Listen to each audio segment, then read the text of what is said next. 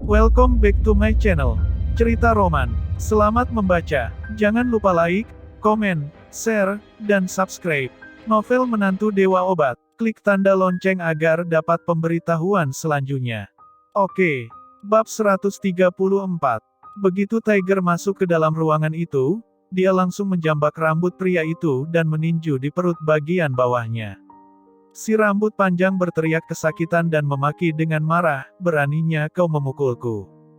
Petik 2. Bangsat, pukul dia. Beberapa orang yang berada di belakang baru saja akan menerjang.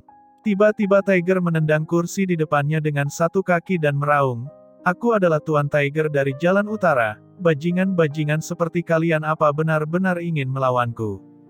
Petik 2. Hanya dengan satu raungannya saja, orang-orang itu tampak ketakutan. Apakah Anda adalah Tuan Tiger?" Tanya seorang pria dengan suara gemetar. "Sepertinya iya. Aku pernah melihat Tuan Tiger dulu. Sepertinya ini memang Tuan Tiger," kata pria lainnya. Dan saat itu semua orang yang berada di sekitar tampak panik. Seorang Tiger tak ada apa-apanya di depan Kenji Sim, tetapi di depan orang-orang awam ini dia adalah seorang bos besar. "Tuan Tiger, mengapa kau di sini?"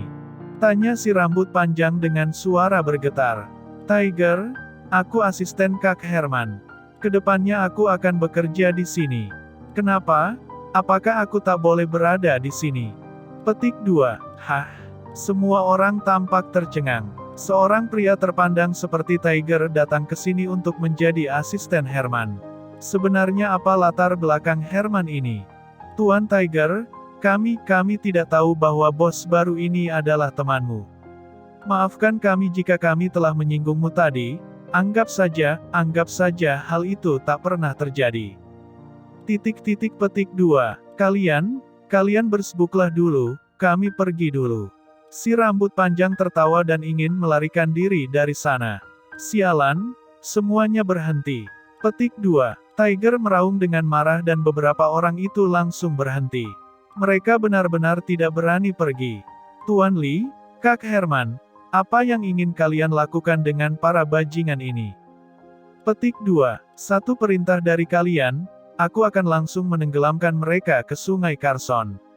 Beberapa orang yang datang bersama dengan si rambut panjang tampak begitu ketakutan. Mereka tahu Tiger adalah orang yang tak dapat disinggung. "Aku tanya kepada kalian, siapa yang meminta kalian ke sini untuk merusuh?" Tanya Reva. Si rambut panjang menjawab dengan pelan, Itu Hiro." Reva mengernyitkan keningnya. Dia sudah dapat menduganya. "Tiger, siapa Hiro?" "Tuan Lee, perlukan aku mengatur beberapa anak buahku untuk menangkap Hiro." Petik 2. Potong tangannya agar dia lebih tahu diri lagi ke depannya. Reva mengibaskan tangannya dan berkata, "Suruh mereka semua keluar." Beberapa orang itu bersama dengan si rambut panjang melarikan diri dengan tergesa-gesa seolah-olah mereka telah diampuni saja. Tiger tampak tertegun, "Tuan Lee, kau biarkan mereka pergi begitu saja? Apakah lebih baik kita langsung menemui dalang di balik layar ini?" "Reva, lupakan saja, aku akan menyelesaikan masalah ini." Petik 2. Bukannya Reva tidak marah, tetapi masalahnya hal ini melibatkan keluarganya jadi sedikit lebih rumit.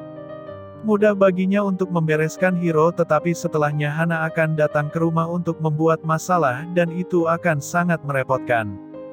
Reva harus mempertimbangkannya sebelum melakukan sesuatu hal yang melibatkan orang tua dan keluarga Nara. Jika tidak, begitu masalahnya menjadi besar hanya akan membuat Hana terjebak dalam dilema. Setelah mengatur urusan di perusahaan, Reva pun lebih dulu pergi. Dengan adanya Tiger di sini, pekerjaan Herman juga menjadi lebih tenang. Orang-orang menjengkelkan tadi sudah pergi semua. Siapa lagi yang berani menentang Herman di perusahaan ini? Si rambut panjang bersama dengan orang-orangnya keluar dari perusahaan dan kebetulan sekali mereka bertemu dengan Hiro yang sedang berjalan di depannya. Wajah Hiro tampak cerah seperti angin di musim semi, lalu dia bertanya, "Bagaimana urusannya? Apakah bos baru sudah dikeluarkan?" "Hahaha, kalian kerja yang baik. Berapapun bos baru yang datang kalian singkirkan saja semuanya." Dan pada saat itu, Si Jalang Nara mau tak mau harus meminta aku kembali untuk mengambil alih perusahaan. Petik 2. Si rambut panjang dengan wajah marah berlari sampai ke depan Hiro dan menamparnya. Sialan, kau bajingan. Kalau kau ingin mati, kau mati sendiri saja. Petik 2. Jangan seret kami. Brengsek, aku tidak mengenalmu. Jangan lupa like, komen, share, dan subscribe. Novel Menantu Dewa Obat. Bab 135. Saat Hiro mendengar tentang Tiger yang ada di lantai atas, dia tampak ketakutan dan melarikan diri.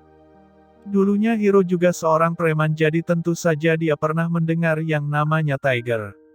Bagaimana mungkin dia berani melawan Tiger?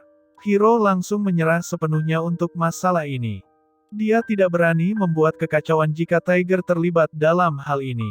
Di bawah pimpinan Herman, perusahaan bahan obat dengan cepat memperoleh sejumlah besar bahan obat dan memasok bahan-bahan itu ke perusahaan farmasi Su. Tentu saja, dalam hal ini Tiger juga telah memberikan bantuan yang cukup banyak. Beberapa koneksi yang tidak mudah ditembus semuanya ditangani oleh Tiger sendiri. Dan beberapa penjual bahan obat yang nakal semuanya langsung menyerah setelah bertemu dengan Tiger. Perusahaan bahan obat berkembang dengan pesat. Bahan obat yang didapatkan tidak hanya dipasok untuk farmasi Su saja tetapi juga mulai memasok ke perusahaan farmasi lain dan telah berhasil mendapatkan keuntungan yang stabil.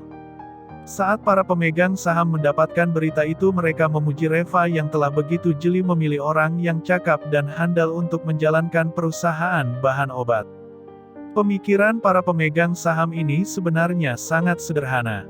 Asalkan mereka mendapatkan keuntungan maka yang lainnya tidak terlalu penting lagi. Reva telah berturut-turut memberikan kontribusi yang besar kepada perusahaan. Pertama kali dia telah memulihkan $300 juta ke dalam rekening perusahaan. Yang kedua kali dia telah membalikkan keadaan dan menyelamatkan krisis perusahaan yang hampir bangkrut, dan yang ketiga kalinya dia mempekerjakan Herman untuk memimpin perusahaan bahan obat sehingga perusahaan dapat mendapatkan keuntungan lain dari anak perusahaan. Semua kejadian ini membuat para pemegang saham cukup puas dengan prestasi Reva. Beberapa pemegang saham ini bahkan mendekati Nara dan meminta dia untuk mengajak Reva bekerja di perusahaan itu. Sebenarnya Nara juga ingin Reva datang ke perusahaan farmasi Su, tetapi pada akhirnya dia tidak berani melakukannya. Dia mengerti prasangka orang tuanya terhadap Reva. Biasanya mereka selalu memaki Reva di rumah dan menganggapnya tak berguna.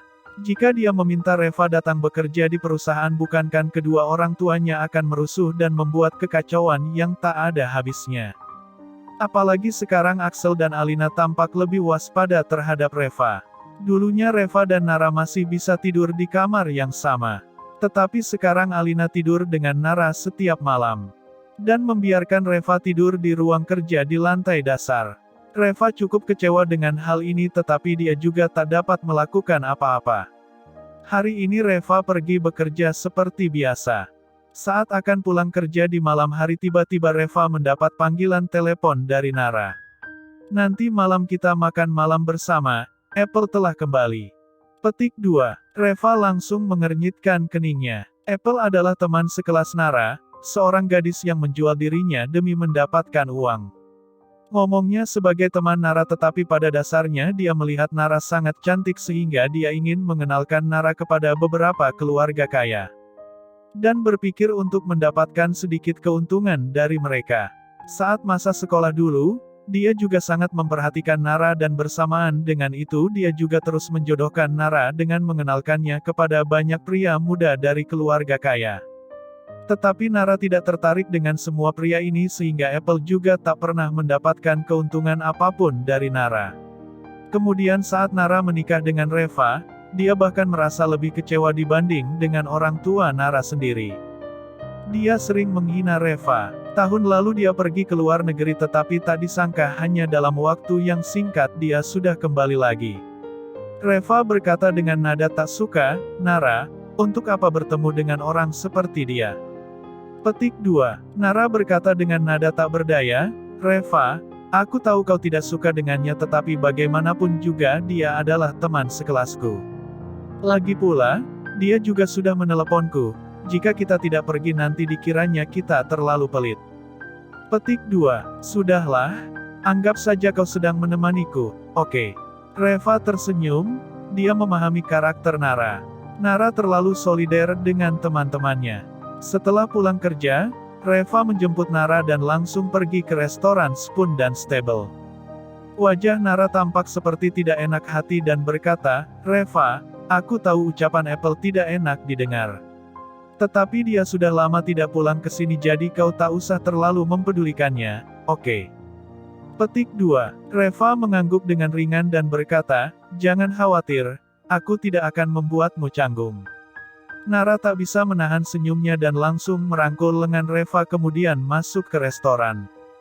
Baru saja mereka berjalan sampai ke depan pintu restoran, mereka sudah melihat seorang gadis dengan dandanan yang tebal. Dia adalah Apple, teman sekelas Nara.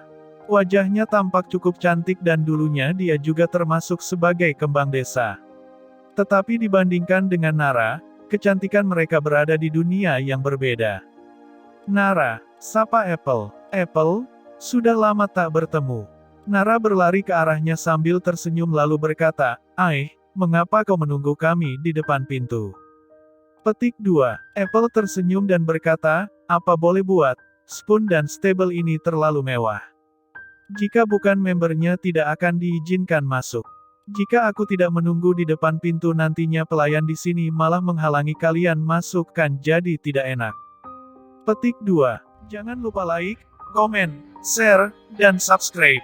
Novel Menantu Dewa Obat, bab 136. Terlihat jelas ada keangkuhan dan superioritas dalam nada suaranya.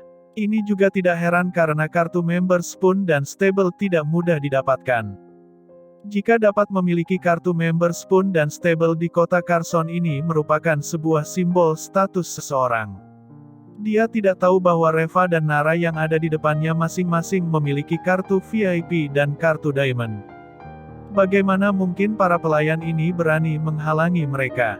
Nara tidak memasukkan kata-katanya ke dalam hati dan langsung masuk ke restoran bersama dengan Apple sambil tersenyum.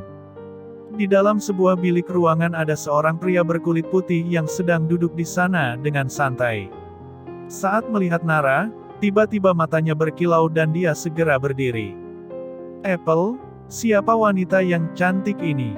Pria berkulit putih itu bertanya dalam bahasa Inggris dengan nada arogan, seolah-olah berbicara dalam bahasa ini dapat menunjukkan kekuasaannya. "Dia adalah teman baikku," Apple menjawab pria itu dalam bahasa Inggris sambil tersenyum. Dan pada saat yang sama dia berkata kepada Nara, "Maaf, Peter baru saja datang ke China dan belum terbiasa berbicara dengan bahasa Mandarin." Petik 2. Peter, kau harus beradaptasi. Lagi pula di kota Carson ini tidak semua orang memiliki pendidikan yang tinggi. Peter tampak sombong dan berkata, "Sayang sekali."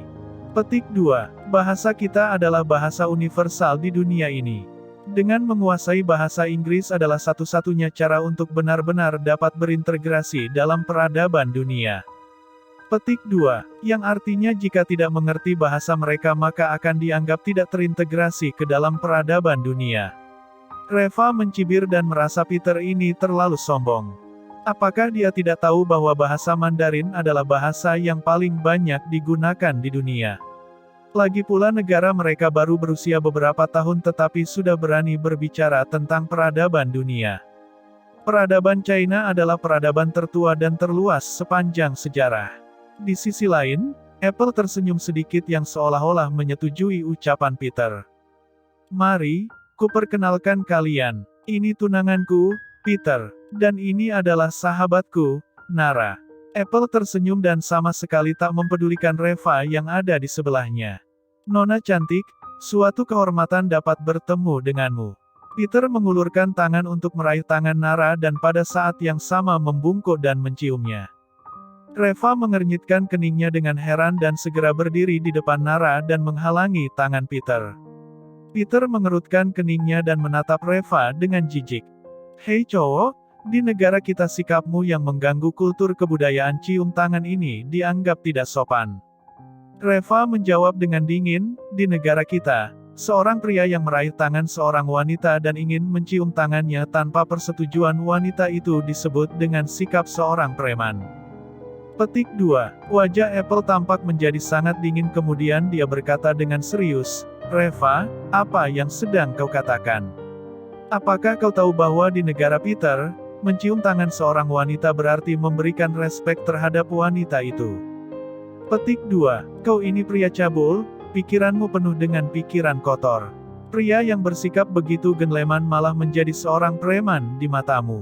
Aku malah merasa kau sendiri yang preman. Petik 2. Wajah Reva tampak dingin dan berkata, "Aku tidak tahu apakah itu termasuk memberikan respek di negaranya. Tetapi dengan dia bersikap seperti itu di negara kita artinya dia tidak menghormati seorang wanita." Petik 2. Apple tampak sangat kesal, "Peter kan bukan berasal dari negara kita. Bukankah seharusnya kau menghormati budaya orang lain? Reva, dia datang ke negara kita, bukankah seharusnya dia yang menghormati budaya kita?" Petik 2. Kau, Apple hanya bisa terdiam dan mengumpat dengan marah, "Aku tidak bisa berkomunikasi dengan orang yang tidak berpendidikan seperti kau." Petik 2. Nara, ayo makan. Untuk apa kau membawa sampah seperti itu ke sini? Apakah kau ingin membuat nafsu makanku hilang? Kau suruh dia pulang dulu saja, jangan mempengaruhi suasana hati kita berdua. Petik 2. Bersambung di channel Cerita Roman selanjutnya. Jangan lupa like, komen, share, dan subscribe. Novel Menantu Dewa Obat.